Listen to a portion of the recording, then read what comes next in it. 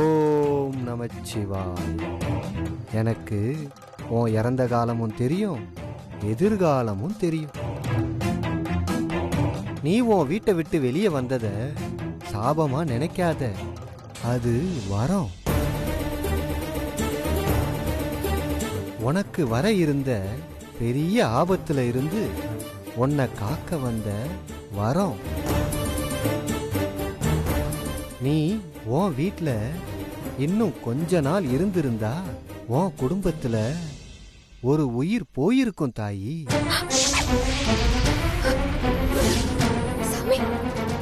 நேத்து உன் உயிரை காப்பாத்தின இந்த சாமி உன் வாழ்க்கைய கஷ்டப்படுத்தும்னு நினைக்கிறியா?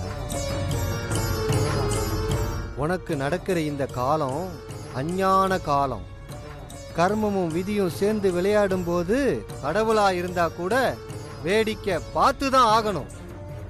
இது நமக்கு மட்டும் இல்லம்மா, கடவுளுக்கும் பொருந்தும். அஞ்ஞான காலத்துல தான் அர்ஜுன அரவாணியா மாறினான். 1000 பேர் வந்தாலும் அடிச்சு தூக்குற பீமன் கூட சமையல்காரனா மாறினான். அரசராயிருந்த பஞ்ச பாண்டவர்கள் அகதியா ஆனாங்க. அவங்களுக்கு மட்டும் இல்ல, ஆனானப்பட்ட கடவுளுக்கே அந்த நிலைமைன்னா நமக்கெல்லாம்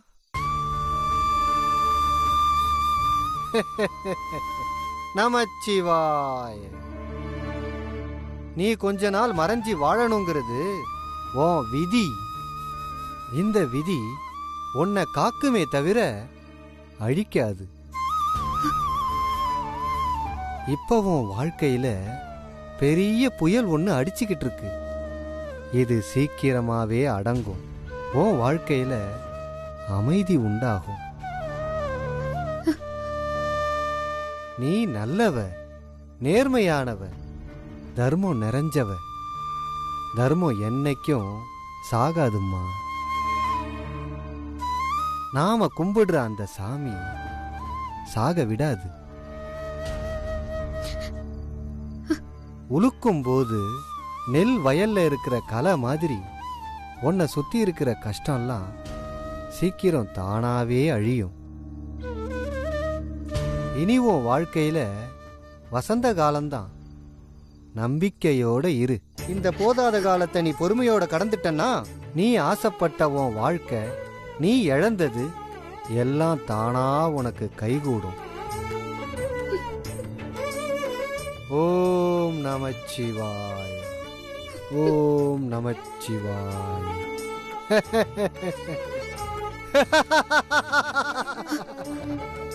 ஓம் நமச்சிவாய.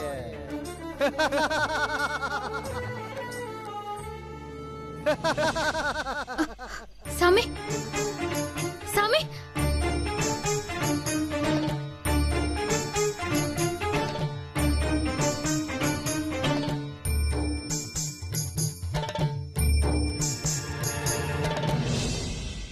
டேய் அசோக், நான் அபி போட்டோ உனக்கு அனுப்புறேன்டா.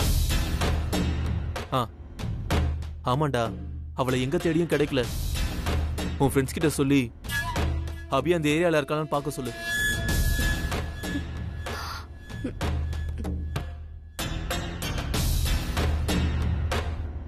ஆமாண்டா, சரி, நல்லா தேடி பாருங்க. அபி கர்ப்பமா வேற இருக்கா, சீக்கிரம் கண்டுபிடிச்சே ஆகணும். இந்த மைதா மாவு அபிய தேடுற இன்வெஸ்டிகேஷனை காலங்காத்தாலே ஆரம்பிச்சிருச்சா?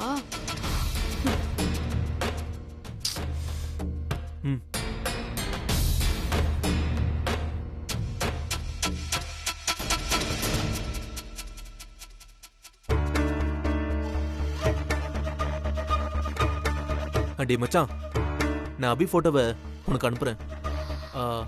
நீ என்ன பண்ற? ஏய் சந்தோஷ், அவளை ஒரு நிமிஷம் மச்சான். என்ன? போனை கட் பண்ணு ஃபர்ஸ்ட். சொல்லு, என்ன இப்போ? நானும் பாத்துக்கிட்டே இருக்கேன். என்ன எப்ப பார்த்தாலும் பிஸியா அபிய பத்தியே பேசிக்கிட்டு இருக்க? நைட்டு 2 மணி வரைக்கும் அபிய தேடுறேன்னு எவனுக்கோ போன் பண்ணி பேசி என்ன தூங்க விடாம சாகடிச்ச. சரி மார்னிங்காவது கொஞ்சம் தூங்கி லேட்டா எழுந்திருக்கலாம்னு பார்த்தா இப்பவும் போனை போட்டு எவனுக்கோ பேசி என்ன தூங்க விடாம சாகடிக்கிற.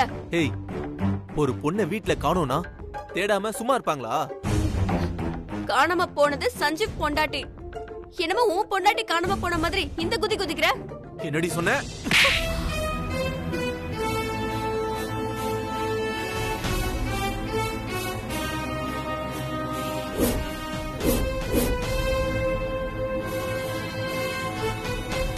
என்ன இது?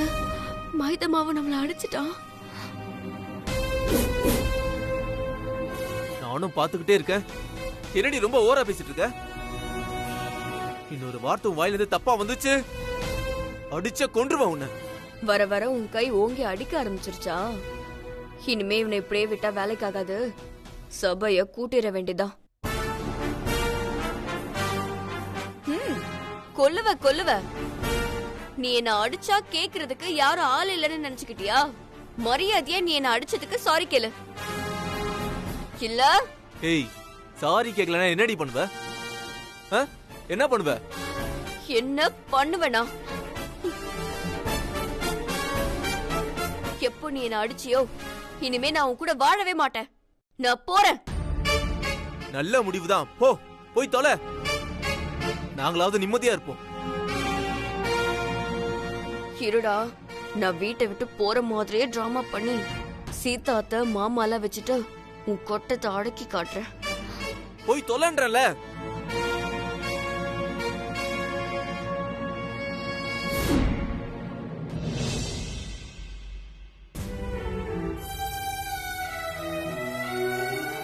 சீதா, இங்க பாரு, இப்படி எதுவுமே சாப்பிடாம இருந்தா எப்படி? இந்த பாலையாவது குடி.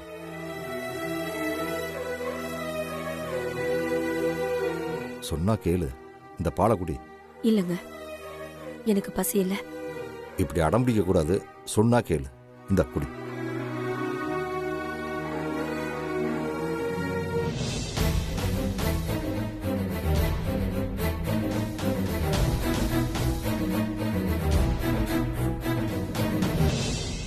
நல்ல வேலை, அத்தையும் மாமாவும் ஹால்ல தான் இருக்காங்க.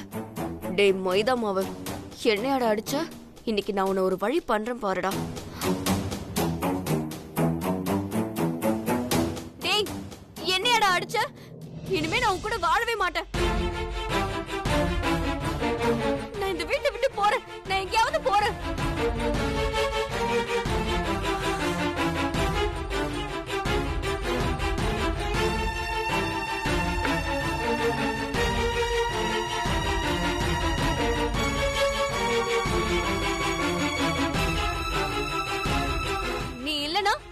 என்னால வாழ முடியாதுன்னு நினைச்சியா? நானு அமெரிக்கால படிச்சவடா. என்னால தனியால வாழ்ந்து காட்ட முடியும். நான் போறேன். ஏ ஸ்ரீஜா, என்னடி ஆச்சு? ஏன் கத்துற? என்ன ஆச்சா? எல்லாம் முடிஞ்சு போச்சு. நான் இந்த வீட்டை விட்டு போறேன்.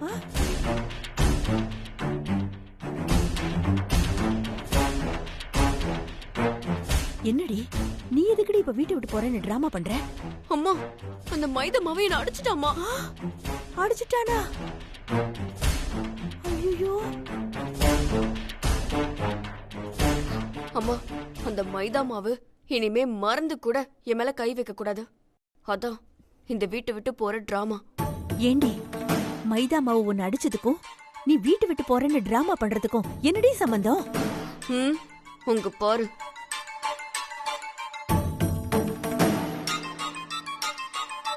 நான் வீட்டை விட்டு வெளியே போறேன்னு சொன்னா அத்தையும் மாமாவும் பார்த்துட்டு சும்மா இருப்பாங்களா?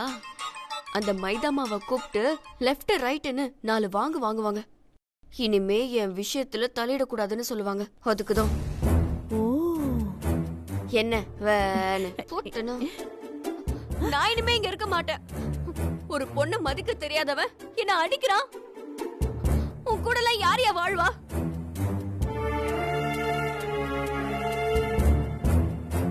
நான் இங்க இருக்க மாட்டேன். நான் இந்த வீட்டை விட்டே போறேன். என்ன நினைச்சிட்டு இருக்க நீ? என்ன அடிப்பியா? என்ன இது? என் பொண்ணு ஸ்ரீஜா தொண்டை கிழியற அளவுக்கு இந்த கத்து கத்துறா. ஆனா யாருமே கண்டுக்க மாட்டேங்கிறாங்க. நான் போறேன். இந்த வீட்டை விட்டே போறேன். என்னைய அடிக்கிறான். இது வரைக்கும் என்ன எங்க அம்மா கூட அடிச்சது கிடையாது. என்ன நாம இந்த கத்து கத்துறோம், யாரும் மதிக்கவே மாட்டேங்கிறாங்க. என்ன ஆச்சு?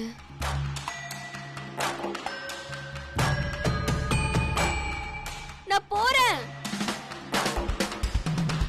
நான் போறேன், நான் போறேன், நான் போறேன். ஐயோ, என்ன பிளான் சொதப்பிருச்சு போல இருக்கே. நம்மள யாருமே தடுத்து நிறுத்த மாட்டேங்கிறாங்களே. வேணான்னு ஒரு பேச்சுக்கு கூட சொல்ல மாட்டேங்கிறாங்க. இதை நம்ம எதிர்பார்க்கவே இல்லையே. என் பொண்ணு வீட்டை விட்டு போறேன்னு சொன்னா குடும்பமே வந்து தடுக்கும்னு பார்த்தா யாரும் வாயை கூட திறக்க மாட்டேங்கிறாங்களே. போச்சு, வசமா மாட்டினா. ஒருவேளை நாம கத்துறதுனால தான் கண்டுக்க மாட்டேங்கிறாங்களோ. அம்மாவையே இழுத்துட்டு போயிட்டா தங்கச்சி பாசத்துல தடுப்பாருல. ஐயோ, மேயிற மாட்ட நக்கன மாடு கெடுத்த கதையா நம்ம பழுப்பையும் கெடுத்துருவா போல இருக்கே. அம்மா வாமா போலாம்.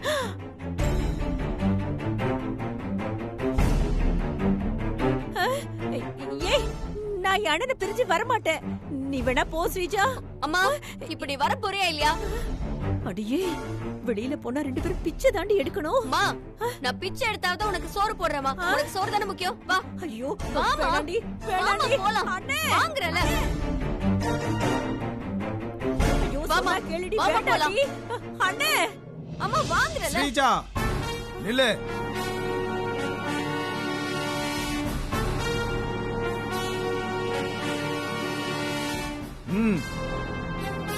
அப்பா, காளியாவது நம்மள தடுத்து நிறுத்தினானே. என்ன காளி, நான் போக வேண்டாமா? ஏன் போக கூடாது. ஏன் இப்படியே போக கூடாது. Dress இல்லன்னு சொல்லிட்டு திரும்பி வந்துட்டேன்னா இந்தா இந்த பேக் ஃபுல்லா Dress இருக்கு, இதை எடுத்துட்டு போ.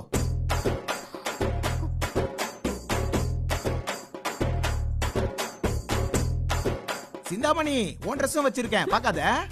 இந்தா கிளம்புங்க. அமெரிக்கால படிச்சாலும் அமெரிக்கால வெறும் கார்ப்பரேஷன் ஸ்கூல்ல படிச்ச இவன் நம்மள இவ்ளோ கேவலப்படுத்துறான். போச்சு, இனிமே நம்ம வாழ்க்கை நடுத்தருவுதா. கையில இருக்கிற செல்போனை வித்தா ஒரு நாளைக்கு சாப்பிடலாம். பாத்தியம்மா, நான் தான் சொன்னல, இந்த வீட்ல ஒரு செகண்ட் கூட இருக்க வேணாம். நாம இங்க இருக்கிறது யாருக்குமே பிடிக்கலமா. எங்கேயாவது போய் தொலைவோம். வாமா. சிந்தாமணி, என்னென்ன இப்ப இருக்கிற பிரச்சனை எல்லாம் போதாதா? நீ வேற பிரச்சனை பண்ணிக்கிட்டு. சந்தோஷ் நான் பேசிக்கிறேன், 2 பேரும் உள்ள போங்க. சரிண்ணே. ஸ்ரீஜா, அண்ணன் சொல்லும் போதே வீட்டுக்குள்ள போயிடலாண்டி. போங்கன்னு சொல்றல. சரிண்ணே, நீங்க சொல்றதுனாலதான் உள்ள போறோம் நாங்க. போங்க.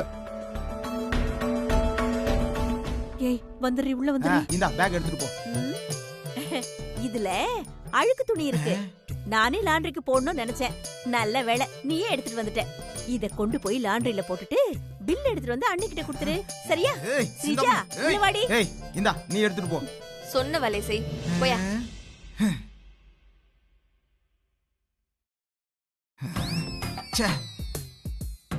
எவ்வளவு யோசிச்சாலும் நம்மள முட்டாளாக்கிடுறாளுங்களே. கடைசியில நம்மள லாண்டரிக்காரன் ஆக்கிட்டாளுங்களே. அழுக்கு துணியா வச்சிருக்கீங்க, இருங்கடி. என்கிட்டயா வேலையை காட்டுறீங்க? உங்களை இதே அழுக்கு துணியில போட்டு துவைச்சு எடுக்கிறேன்.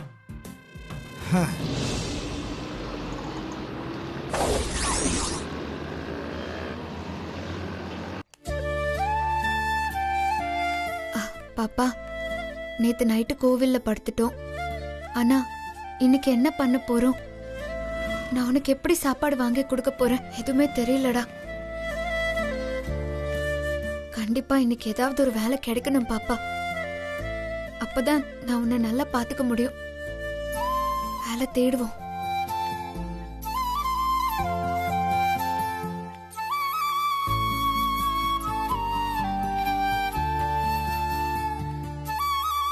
நாம ஆதரவு இல்லாம இருக்கோம்னு நினைக்காத பாப்பா. நம்மள மாதிரி நிறைய பேர் இந்த உலகத்துல உறவு சொந்த பந்தம்லாம் இல்லாம இருக்காங்க. அவங்க எல்லாம் வாழல, அதே மாதிரி நாமளும் நல்லபடியா வாழ்வோன்னு தன்னம்பிக்கையோட இருக்கலாம் பாப்பா. எனக்கு கஷ்டப்படுறதெல்லாம் ஒன்னும் புதுசு இல்ல. நீ வயித்துல இருக்கும்போது நான் கஷ்டப்படுறது தான் எனக்கு ரொம்ப கஷ்டமா இருக்கு. எல்லாத்தையும் நான் சீக்கிரமா சரி பண்ணிடுவேன்.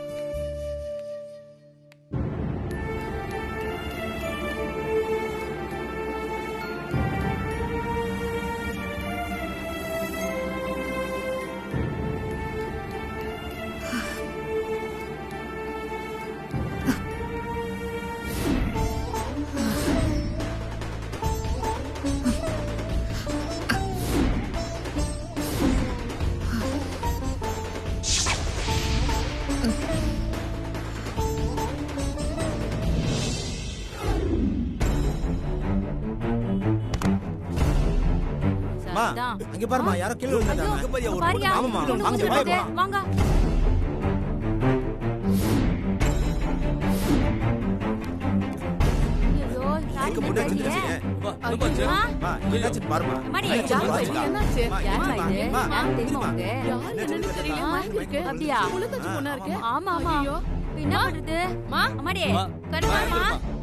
பாருமா. நீ போய் தண்ணி எடுத்து போ. ஆமாப்பா, போ சீக்கிரமா கொண்டா. ஐயோ, கண்ணே திறக்க மாட்டேங்குது. என்னாச்சு தெரியலையே. தண்ணி தெளி. மா, இங்க பாரு.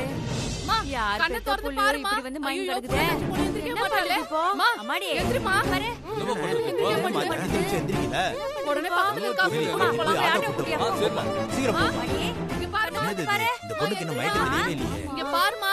மா, திறக்க மாட்டேங்கிறாளே. ஆட்டோ வரவே இல்லையே. அம்மாடி, ஆட்டோ வர சொல்லுப்பா. எதப்பா வருது? இதோ வந்துருச்சு. சீக்கிரம் வர சொல்லுப்பா. வாப்பா வாப்பா வாப்பா சீக்கிரம் வாப்பா.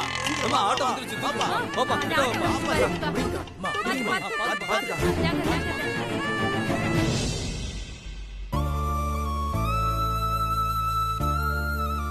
ஏமா, நீ நிறமாச கர்ப்பிணி. உன் கண்டிஷனை பார்த்தா இன்னும் கொஞ்ச நாள்ல டெலிவரி ஆக போகுது. இந்த நேரத்துல வீட்ல ரெஸ்ட் எடுக்காம இப்படி வெளியே வரலாமா?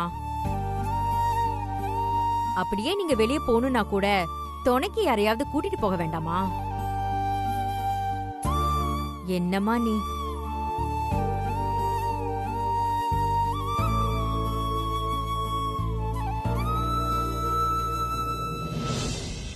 உன் உடம்ப நல்லா செக் பண்ணி பார்த்தேன். நீ சரியா சாப்பிடுறதில்ல, தூங்குறதில்ல. ஏமா, உன் உடம்பு மேல உனக்கே அக்கறை இல்லையா? இத பாருமா, நீ மத்த நேரத்துல எப்படி வேணும்னாலும் இருக்கலாம். ஆனா கர்ப்ப காலத்துல நீ ரொம்ப கேர்ஃபுல்லா இருக்கணும். மருந்து மாத்திரையை கரெக்டா எடுத்துக்கணும். நல்லா சாப்பிடணும். நீ இப்ப வரைக்கும் எதுவும் சரியாவே ஃபாலோ பண்ணல. இனிமேலும் இப்படி இருக்காதம்மா. நல்லா ஹெல்த்தியா சாப்பிடு. நான் எழுதி கொடுக்குற டானிக்க கரெக்டா சாப்பிட்ட உடனே குடி. நல்லா தூங்கு. அப்பதான் உன் குழந்தை நல்லா ஹெல்த்தியா இருக்கும். இல்லனா டெலிவரி டைம்ல ரொம்ப ப்ராப்ளம் ஆயிடும். பாத்துக்கோ. டாக்டர், அப்படி சொல்லாதீங்க. என் குழந்தைக்கு எதுவும் ஆயிடக்கூடாது. நீங்க சொன்ன மாதிரி நான் இனி நல்லா சாப்பிடுறேன், நல்லா தூங்குறேன். நீங்க கொடுக்கற மாத்திரை மருந்தெல்லாம் கரெக்டா எடுத்துக்கிறேன். புரிஞ்சா சரி. ம்.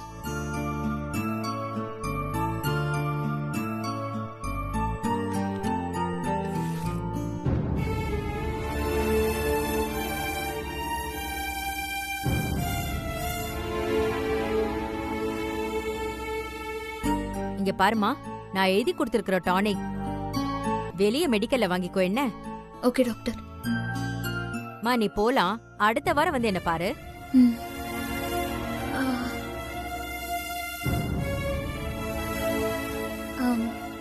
டாக்டர், இனி இந்த டானிக் குடிச்சா என் குழந்தை கண்டிப்பா ஹெல்த்தியா இருக்கும்ல? கண்டிப்பா ஹெல்த்தியா இருக்கும்மா. Thank you doctor.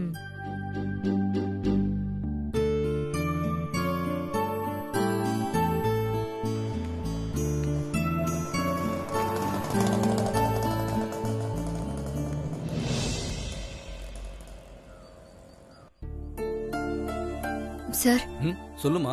இந்த சீட்ல இருக்கிற டானிக் மருந்தெல்லாம் எவ்வளவுன்னு பார்த்து சொல்றீங்களா? ஒரு நிமிஷமா.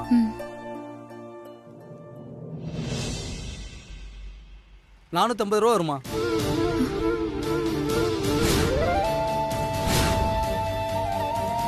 தந்துட்டா? அவ்வளவு பணம் என்கிட்ட இல்லைன்னா நான் அப்புறமா வந்து மருந்து மாத்திரையெல்லாம் வாங்கிக்கிறேன். அப்ப காசு இல்லாம விலையை விசாரிக்க மட்டும் தான் வந்திருக்கீங்க.